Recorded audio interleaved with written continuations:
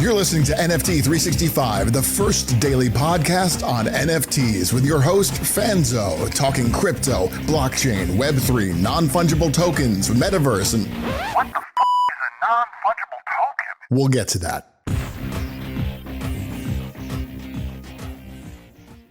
Welcome back to another episode of NFT 365, season number 2.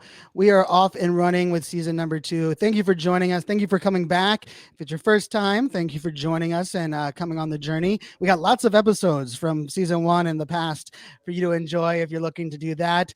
And for those that have been on this journey the whole time, excited to kind of not only continue to push the envelope, but really start, thinking about, not only the future, and I don't like to think about mass adoption. I like to think about a future with a lot of like the right adoption and getting, the culture right and really resetting the bar in many cases for what we have going on. And for those that haven't yet, we'll put a link in the show notes. We do have a new email newsletter for you to subscribe to where we're kind of trying to break down a lot of this stuff, bring a lot of this stuff into your inbox. So please check that out. And without further ado, I'm excited to welcome in another new co-host. So I know you've been welcomed into a couple new co-hosts now over the last couple episodes. You got to meet, of course, Jordash and Travi. And today I'm joined with someone that you might have heard from with Jordash in the first interview, but a good friend, someone that we do a lot in the marketing social media space. She's also a podcaster and into a lot of similar NFT projects as mine. Katie, thanks so much for joining me. Excited to have you as a co-host today.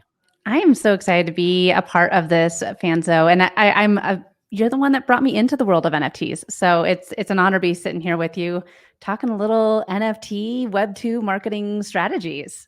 Yeah. So before we get into like some of our topic, especially that like Web 2 world into Web 3, give the audience a little bit about your background, like how I love that I was the one that kind of got you in, but like, some of the things that you do for your clients, some of the things that you've really kind of helped along the way and kind of how that got, into Web 3.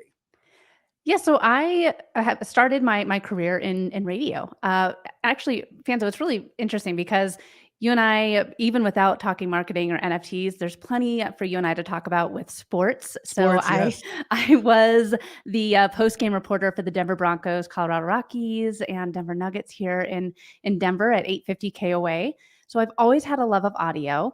But around that time, this thing called Myspace came out. And since I worked at the radio station, I dove into the world of Myspace and started helping bands with their Myspace pages so that they could get off of Myspace and onto the radio.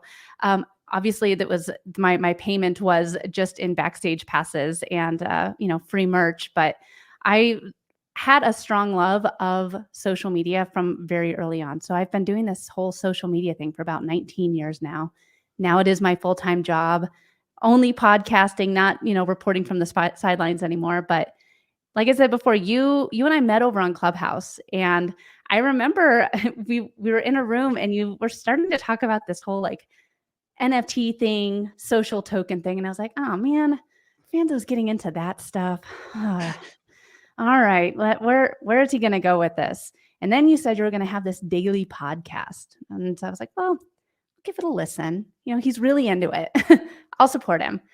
And it was by listening to this podcast that I was like, oh, that's how things can work. It's not just a whole bunch of funny money. There's a way to have access and have community. It's really like social media 2.0. And that is what really drew me into the whole NFT world. And again, you were my light bulb moment. So I'm excited to be here with you. I love the thread there. And for me, like the job, sideline reporter and radio on sports, I mean, that was like the pinnacle for me. Like if I was if you would have told me that I could do that for a living, I jokingly say like when I first discovered podcasting, I was only into sports podcasts. And I was like, it would be a dream one day to do a sports podcast. Funny enough, this is, 8th podcast now, season 2 of this one. I've never done a sports podcast for whatever reason. I've always done, business or, motivation, social media side. But, I also love, you mentioned Clubhouse radio, we're big fans of, the power of audio. And interestingly enough, part of the thing that I think I'm excited for us to talk about, in episodes that we're doing together, is a lot of it is like that Web 2, Web 3 conversation, but it's a lot about, it's like how do we help people see the light or the change, but not like force them and not like make it too complicated. And I think of podcasting being the like one of the greatest examples of like the too complicated yet not complicated example, right? Because you mentioned radio, and I remember for me, like radio and podcasting never were a competition. Like I would listen to the radio, but then I would find a podcast that was talking, Steelers, which I couldn't get here in Northern Virginia, right? It was like a different environment. But for me, it's weird. I feel like podcasting has been in my life for almost forever. Yet I know that there are people in my family, people that are surrounded by me on a daily basis that still have not had like ever listened to a podcast. And so, I mean, for those that are like trying to figure out like mass adoption of NFTs and Web3, I mean, holy hell, like something like podcasting, or even social media and why we should be on there is still a big barrier. What's your thoughts on like, like some of us want instant results, or most of us, I guess, probably do. But then we also have to just like recognize that like for people to change, even going simply like recognizing the podcast app is already on your phone has taken forever. Now we want them to set up a wallet, do a MetaMask, get crypto, OpenSea. What are your thoughts on like kind of like our expectations of adoption with Web3?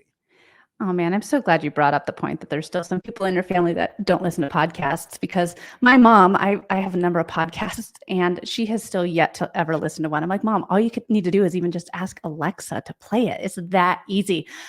But there is still a big barrier to entry. And I see that still with NFTs. I know that it is still hard to open up a MetaMask. I mean, I gifted my husband an NFT for Valentine's Day last year, and I would set up his wallet for him and put some money in it. And he was like, well, geez, Katie, no wonder nobody does these things. You've been like, look how hard it is. And I was like, yeah, it's just hard right now. And think about it too. When AOL first came out and you wanted to go into a chat room, you had to wait to log in and you had to have an email. I mean, like you had to subscribe to it.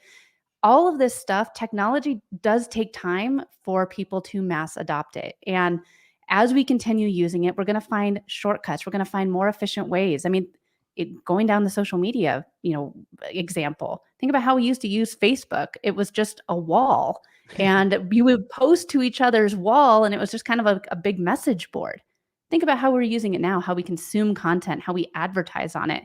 And it all evolves over time. So I think that as people start learning more about Web3, just understand that you're an early adopter.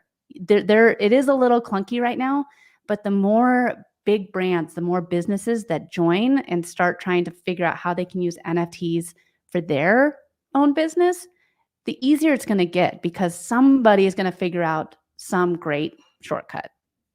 Yeah, I agree. And I think, I think for our listeners too, like some people are gonna be like, hey, I'm advanced, I'm already in here.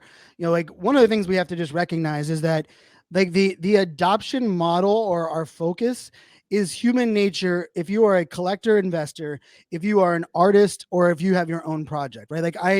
I know on this podcast, I try to like reach all three of those demographics. And like the beauty of it is I have a very diverse audience. Kudos. And I tip my hat to our amazing audience. But it also like for me, like this space isn't fun unless you find the project that is like your aha, or if you have other people that are in it with you, right? And so I think a struggle for many people in this space, and I know many people that like I lost in the space that I like helped onboard, they were like, Brian, you were kind of too busy. You weren't really active in that Discord. You weren't active. And I was like, well, I still hold it, but I understand where they were coming from, right? Like I wasn't as equally engaged with them. And so as things changed, they got a little bit less to care, a little bit, things that they had going on. So I'm curious, like, for those that are listening, like how can we help them talk about things maybe in ways that relate to people for them to come in? Like, I mean, I got the Starbucks email, unfortunately, or I guess we find out like today or tomorrow while we're recording this, if you get like part of the beta project for Starbucks Odyssey. But like, I was laughing when I heard that announcement, because I was like, oh crap, now I'm going to have to help people go from like a Starbucks hybrid model. And like, what are these like stamps to like okay, your stamp is a digital collectible, and a digital collectible is kind of like an NFT. And I was like, oh, geez, I'm not sure if that is helping. But what's your thoughts? Like when you're having conversations and I think, it's funny because like this relates to so many things, like even the Clubhouse days, like, oh my goodness. Like when I first went all in on Clubhouse, it was like everything for me. And it probably took, Same. yeah, it took like 4 months for my like people in my circle to be like, Fanzo, you're annoying the hell out of me. Like I'll get in Clubhouse. Right. And like, eventually people were like, it's just a conference call with blinking icons on the phone. I was like, you're correct. And that's kind of what I like. And I think NFTs in a way, they are kind of the NFT will be like, hey, this is our dashboard, or this is our logo that we all share, that's unique, that gets us access into this amazing community. But I do think people's like, we're going to get to that point where it's going to kind of be a Clubhouse where like, oh, I see that it's not as big or as complex as we might seem. Like, what's your take, or what are your thoughts on how you positioning that for that audience? Well, I think that exactly what you said a minute ago with different projects. What project is going to be your aha moment? And there's so many different, we could talk about VeeFriends, we could talk about, very first project for me that I was like, I understand. These are my people. It was the Diamond Dogs. And it wasn't the first NFT that I bought. The Diamond Dog NFT wasn't my first NFT. I bought a couple of them and I was like, I really don't understand this whole thing still. Like, it just kind of feels like I'm collecting baseball cards. I think I remember a DM from you with almost that exact statement. Yes. And then I joined the Diamond Dog community, and I was like, we can talk baseball here. We're all the sports lovers. We can do Wordle together. And we won't even get into Wordle, but I mean, I just felt like I had found my friends, and there was no dumb questions. People were there to support each other and talk NFTs, talk sports. I mean, that was my aha moment. I was like, so what I bought this cute little dog, but it has an amazing community. Some friends that I would have never had the opportunity to talk to if I hadn't bought this NFT. And that's how I met Travi, was in the Diamond Dogs. And from there, I started seeing the IRL utility, because they had that they had a NFT classic where it was the Diamond Dogs versus Bored Ape Yacht Clubs. I have a jersey with my little dog on it. Yeah, we both have jerseys. That's pretty cool. And I think that for me, I was like, this is like an exclusive community of people that I would never have had the opportunity to know and meet and potentially do business with or become friends with. And we all have this similar interest. And so that was my aha moment. Now, there's been, honestly, 2022 was interesting because we got to see which projects really had a solid roadmap, which ones really were in it for the long game. And there's a lot of projects that I wish they would have had but things would have worked out better. Thunder Buddies is one of them. I loved the artwork. I thought the community was great. And then things got, the going got tough and they vanished. And so it's sad to see that some of those projects didn't work out, because I think that there was great potential, but it's also made the communities that are still around that much stronger. And I'm fully invested in a number of communities now, and they're making my life better. They're some of my closest friends, and I've never even met them in real life. I like that. Although I just like 2 days ago had to hit like hide on the over dozen Thunder Buddies that I have, that I was like, oh, that's like for me, that's like that moment where you're like, I can't see that on my listing chart, because I'm like, I'm not listing it. The project, there's no secondary market. Like, it's like, I've got like 30 of those. I have like 30 of those. So I mean, like, we're in the same boat. So one of the things that I've been contemplating, and I'm curious your take, is that, like Diamond Dogs was kind of fresh, right? When you got into it, it was around mint day and around launch. And there's like this complex of, do I help people get into an existing project, or do I help them find a new project? Now, I think the standard thing would be like, oh, help them to find an existing project, because then it's going to be around. The problem is, and I don't know how you feel about this, going into a project that's already established. Like I'm in one right now. It actually happens to be around sports. And I really, I interviewed the founder on the podcast season 1. I jumped in, and I mean, I bought at a fairly, decent price. And I was like, you know what? I'm turning notifications on. I'm going to be active. I'm going to jump. And I feel like the odd kid out. I feel like I traded schools halfway through the school year, and they got inside jokes. They know what the teacher likes and what the teacher doesn't like. And I'm the kid that's like, oh man, how do I like find my fit? And like partially I think it's on me, but I'm curious your take on that and like how we can think about that, because I do think of that as a weird roadblock into the future, because almost all of our aha moments, those of us that got in fairly early, were on brand new projects that we could grow with. What's your thoughts on that? That's a really good point, because I think that one of the things that I've also struggled with as I've bought into more established projects now that, before I was buying some brand new projects, affordably priced and just getting in and kind of learning.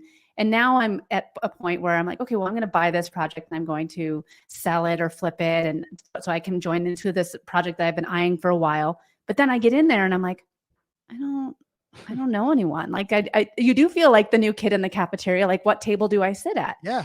And I think that that's something that as founders, maybe we should be talking about more often, is how can you bring more people into your project and have them feel welcome?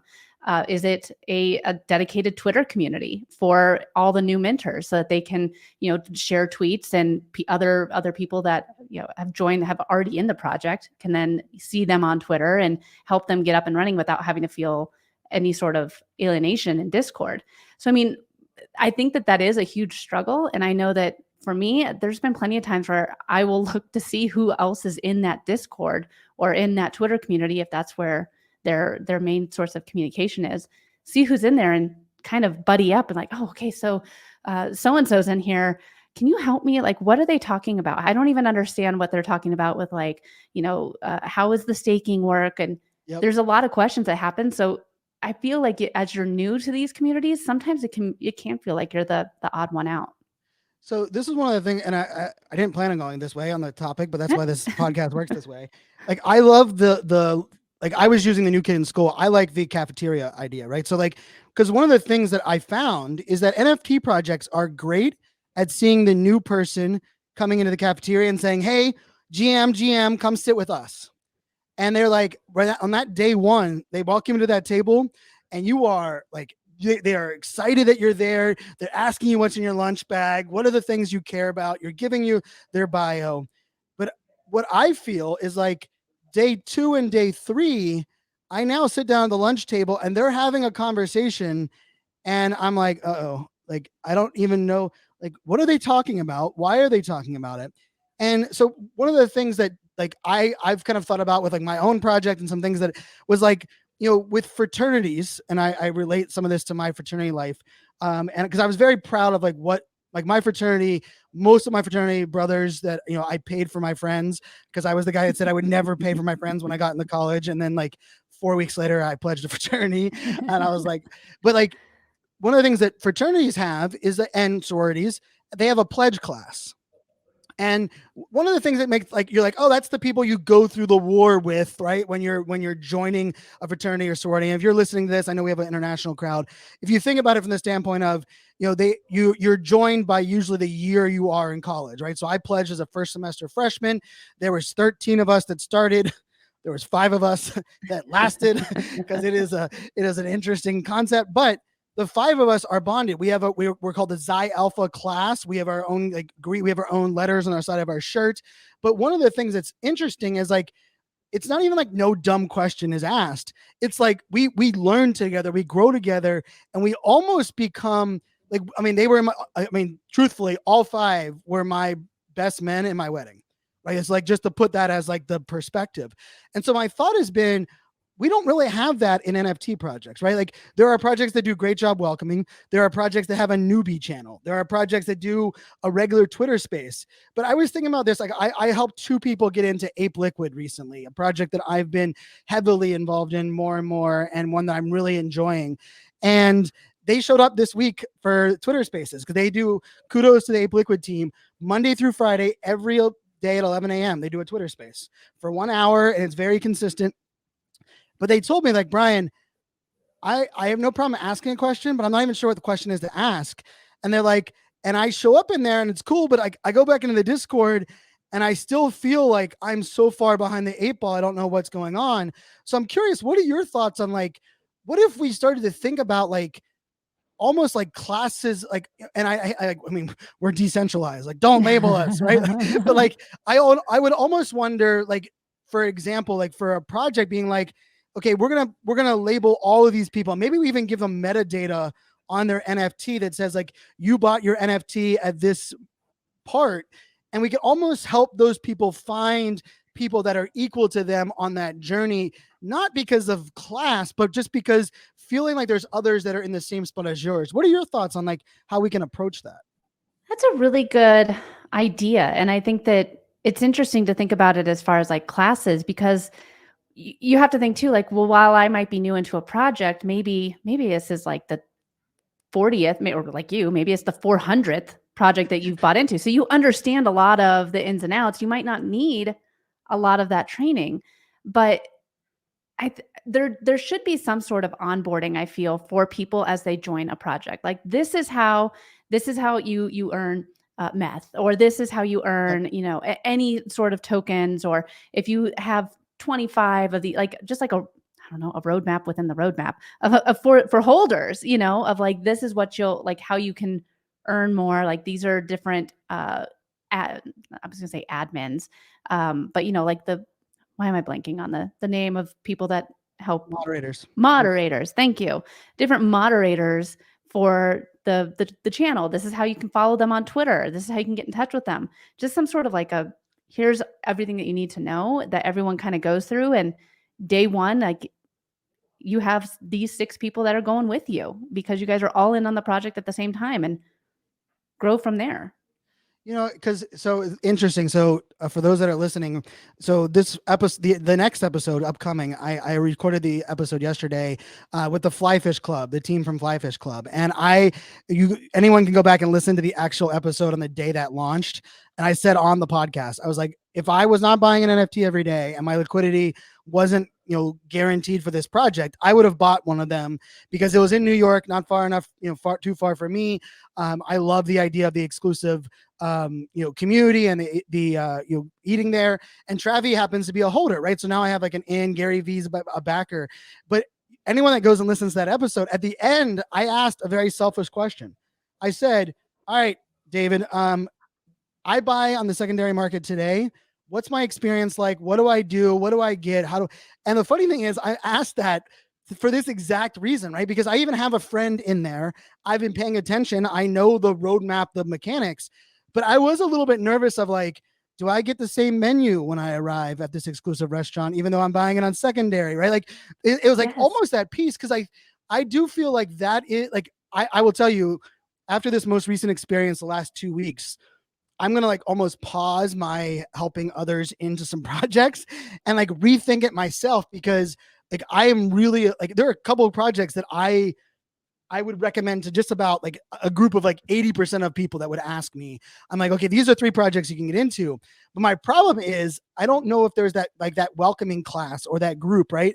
And it's funny because I think if you asked our circle now, Katie, of people, like when their aha moment was, ours was also during a moment where the energy and like this, I mean, it was, it's like unlike anything I've ever experienced online. Like that Web3 November, December, January, February of last year, holy hell, right? And so not only do people have to enter during a market where, I mean, our listenership is down, the Twitter use cases are down because, I mean, it's hard, right? We have a global recession. There's so many things going on.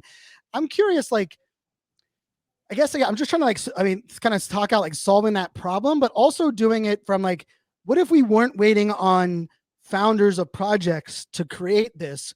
What are some of the things we can think about even as like ambassadors and leaders in the space to kind of make that, kind of welcoming a little bit, more streamlined? Not the tech is going to be complicated, but what are your thoughts on kind of some of those other things? Well, I think that what the problem is right now, Fanzo, is that not only are founders and projects having to sell their project, they're having to sell Web3 again, all over again, because of the market. Yep. So not only and Sam Bankman-Fried, damn it, him. Oh my God, yeah, that was not good for the Web3 world. But I think that that's one of the problems that we have is not, you have to sell so much harder now. Where before, back November through February, it was just having to worry about this is the utility, this is what you get by being in our project. Now we're trying to bring people back into accepting this sort of technology, community, and membership. So I think that's one of the biggest problems. But as we continue growing our projects and bringing people in, there definitely needs to be some sort of more structured onboarding for users as they, I don't know, like a buddy system or something. But I mean, like, everybody has that one person that they like, okay, so this is my go-to for this project if I have questions, and they're ready to answer any questions I have, because no question's a dumb answer or a dumb question. Yeah, it's funny because there's some people in my network that they don't realize it, and I probably will give them a shout out in the future, that have become like my buddy in certain projects, where eventually I was like, just DM me. Like, you want me to be a part of that? You want me in that Twitter space? You want me in that thing? Like, and it's not because like I'm too busy, right? Like, that's like I don't even want to use that as an excuse, but I got to a point where like I know that I spread myself thin, but I also recognize that like when I'm in these projects, I go deep and I'm in the weeds. And like, that's not always like the best for every project. So I'm curious, like, if you look at your right now, like for, our listenership, I know one of the things, like, I might be a little bit of the exception because of this whole buying an NFT every day, but I'm curious for you, like, I mean, you have all the things going on in your day-to-day life. And like, how are you looking at like time spent in your Discord, time spent on Twitter Spaces, time spent like, so that you still feel like the money was worth it, but you're also not letting it become like a full-time job? How are you managing that personally? Because I think for a lot of our audience, that's a struggle that many of them are going through as well. Well, and I feel like I'm in an entirely different ballgame than you are, because what I've done is I've sold a lot of projects, and I've bought more of projects. I'm like, okay, so I like this community, I'm just going to double down, and I've eliminated a lot of distractions. So that's helped me a lot. But as far as Discord and Twitter, for me, I spend more time in these Twitter's communities than Discord now. I feel like it's a better flow for communications. I can see tweets easier. I know exactly who I want to follow, and they're sharing out information that they think is relevant for me. So for me, Twitter has been kind of a godsend of streamlining what projects I'm heavily invested in. But there's still a lot that aren't really utilizing Twitter that way. And then, so that's where I do have just a handful of projects that I check their Discord every day, and I spend time in there. And I feel like having to divide my time though between Discord and Twitter, instead of like before I was 100% in Discord, it's made me less active in both. I don't know if you've kind of gone 100%. I mean, and weirdly, I don't think like they're definitely not the same thing, right? It's like weirdly, they're not. Discord and Twitter don't provide the same experience, the same like depth of conversations. Yeah. But I do feel like they take up the same chunk of like our energy, like the way that we. And so like, but I am curious on your side. You mentioned like you're like you sold some projects, and then like kind of like, so you have a bigger bag in a fewer amount of projects. I'm curious. And this is just like, one of my soapboxes that I probably haven't doubled down enough on yet, but is like the time commitment of certain projects is not very well spelled out.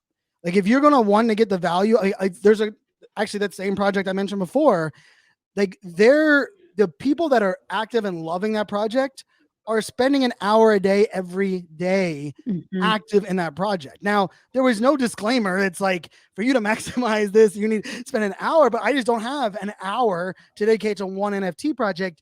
When you were choosing which ones, did the time commitment come into it? Or was it like, I like this utility, or it was like, my people are there? How did you choose kind of like what you were shrinking your focus towards? I'm curious, like, how you kind of looked at that from your view.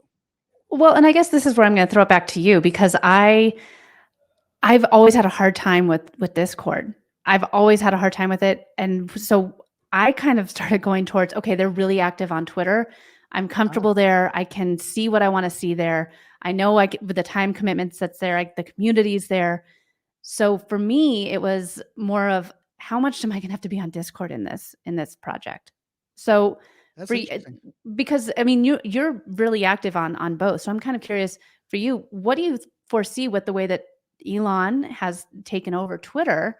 I kind of see Twitter maybe in 2023 becoming a digital wallet. So being even more Web3 focused than it is now. But what do you think is going to happen with Discord? Do you think that it will still be a necessity for NFTs in the upcoming year? I think a year from now, we will not look at Discord as a necessity. I think it's going to take about a year for us to get to that point, right? Like, and one of my favorite projects that I'm in is CPG Club, and CPG Club has gone all in on Telegram. But I will tell you, I missed the Telegram half of the announcement today. They do a Thursday announcement, and it was because I didn't have Telegram open on my computer, and I purposely didn't have it because I was trying to focus on this AI thing that I was working on, and I shut down all of the things, and then all of a sudden, like, Gregarious sends me a message, and he's like, and I was like, wait a second, you're what? Oh my! I missed it, and it was a little mind numbing for me because I was like, I thought it was my calendar, which it wasn't. But to your point, like, that's really my only one that is like hyperly active using a non-Discord, non-Twitter alternative. I love the way they're using Telegram, but I will tell you, I've onboarded 5 or 6 people into that community, and like learning Telegram is also a very like a complex, where do I turn notifications on? Where do I chat versus where is it, read only, and what, like, so that's a little bit clunky as well.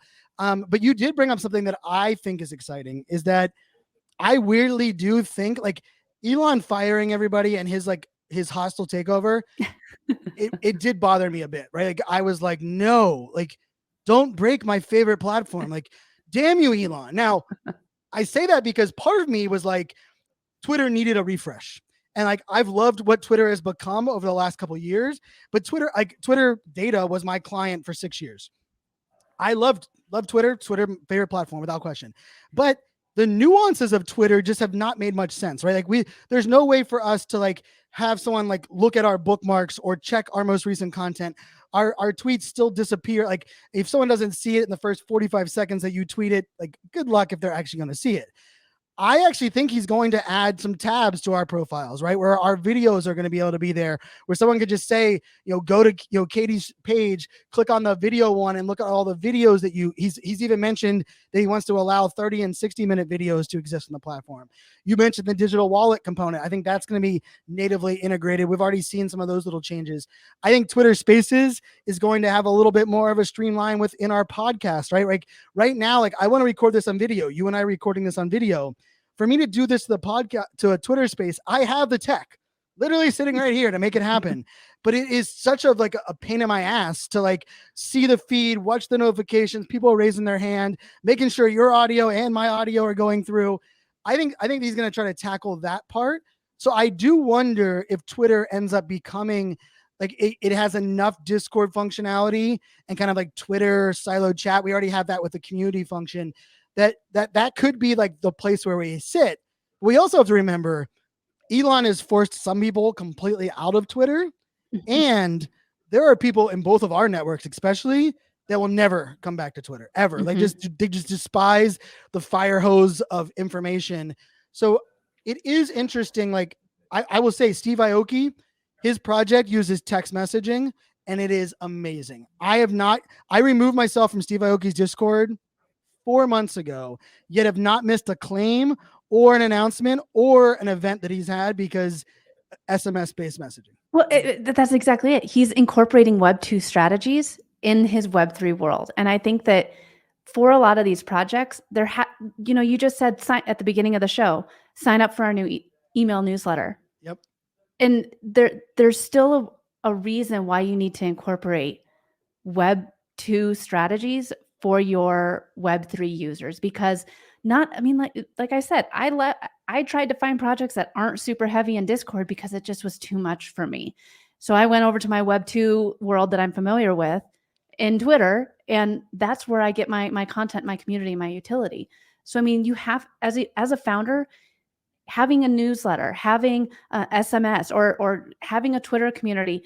You can use Instagram and Facebook as well. They're incorporating more digital assets on their platforms as well. So, find that spot where you can get in touch with your users if they're having a hard time with Web3 tech, because it makes it not quite as barrier. Like it's not as hard to barrier to entry for a lot of these people while they're having to learn how to create this digital wallet, while they're trying to learn how like Telegram and, oh, I missed this in Telegram and out in that, or on Discord. And I think that this is just smart business to try and bridge that gap.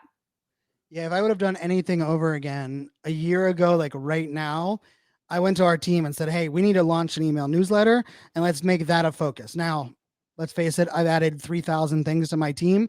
And the one that fell off was the focus on the email newsletter. And I was like, yeah, we'll get to that. We'll get to that. We'll get to that. And our download numbers were just going through the roof. We hit that 1 million downloads and we were taking off. And I didn't have another place. And so we lost some people that said they just don't want to listen to the podcast anymore.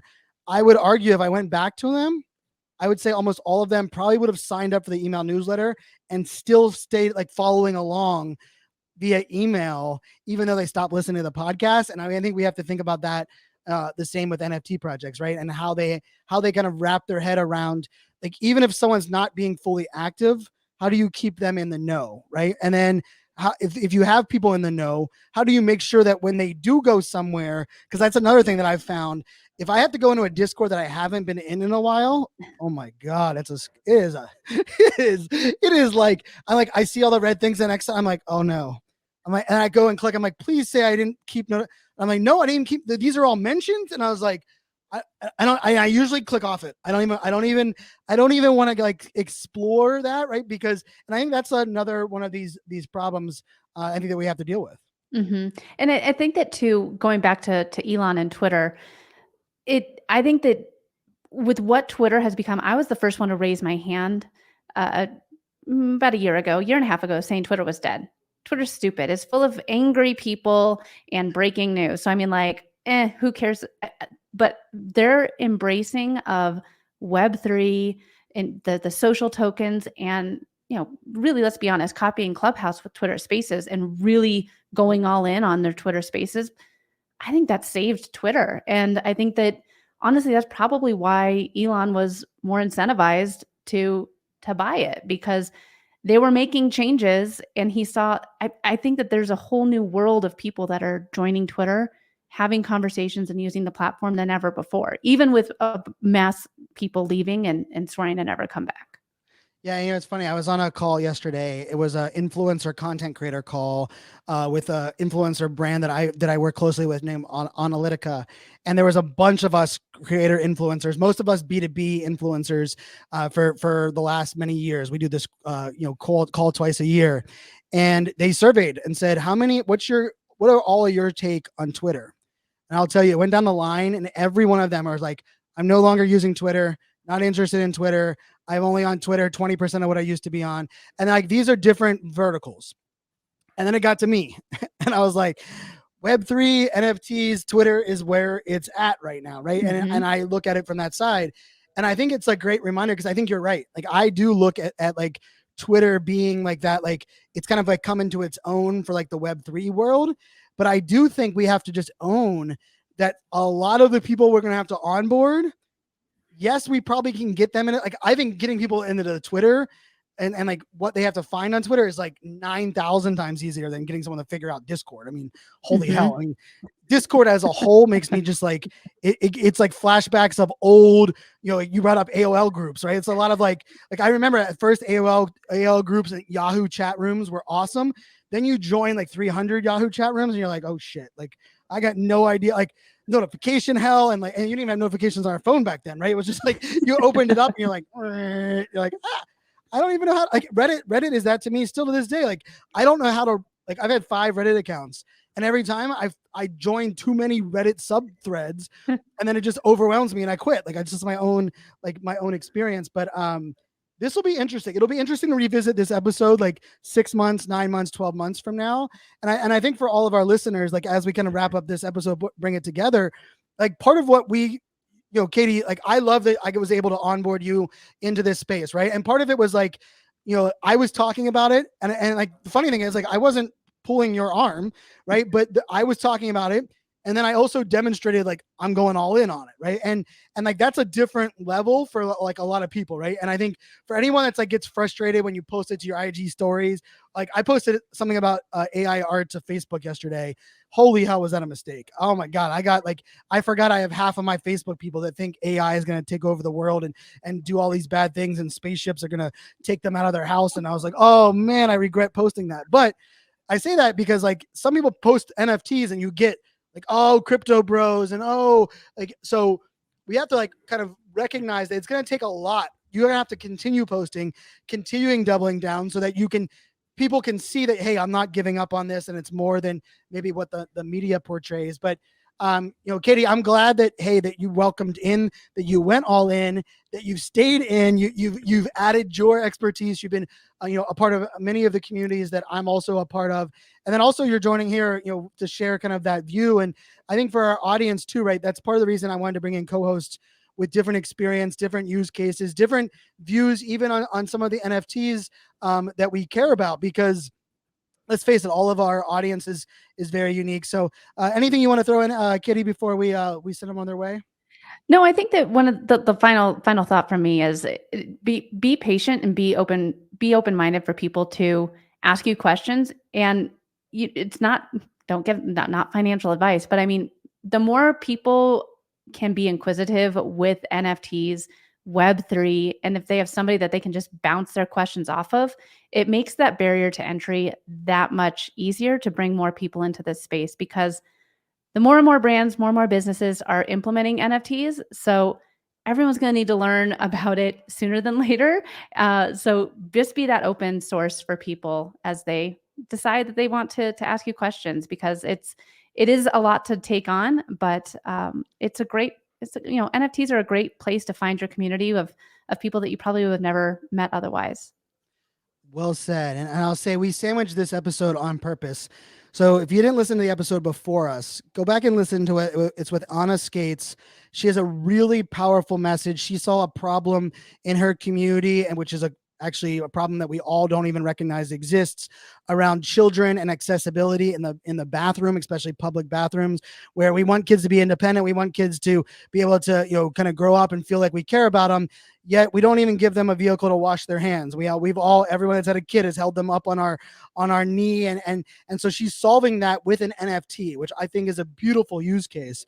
And then the episode that you're going to listen to next is with the Flyfish Club. And they're using the NFT really just as exclusive clubs have been in existence for forever.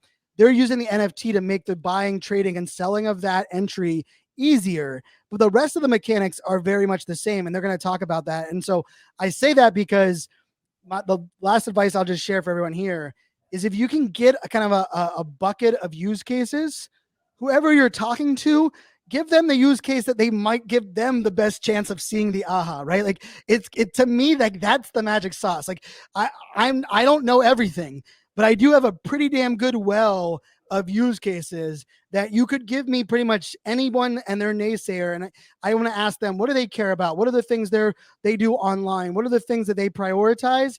And I can probably find a use case close enough for them to at least see a pathway in. So Katie, so much fun. We will, of course, in the show notes have a bunch of links. Make sure you're, of course, giving Katie a follow. Hopefully you're following the podcast on the social channels as well. And I have to say also, thanks everybody for kind of coming on this journey, including this whole AI art journey that we're on now, because, we didn't feel like we could give up on the whole 365 ride, but that's for another time. So as always, my friends, until next time, make it a great day. Cheers.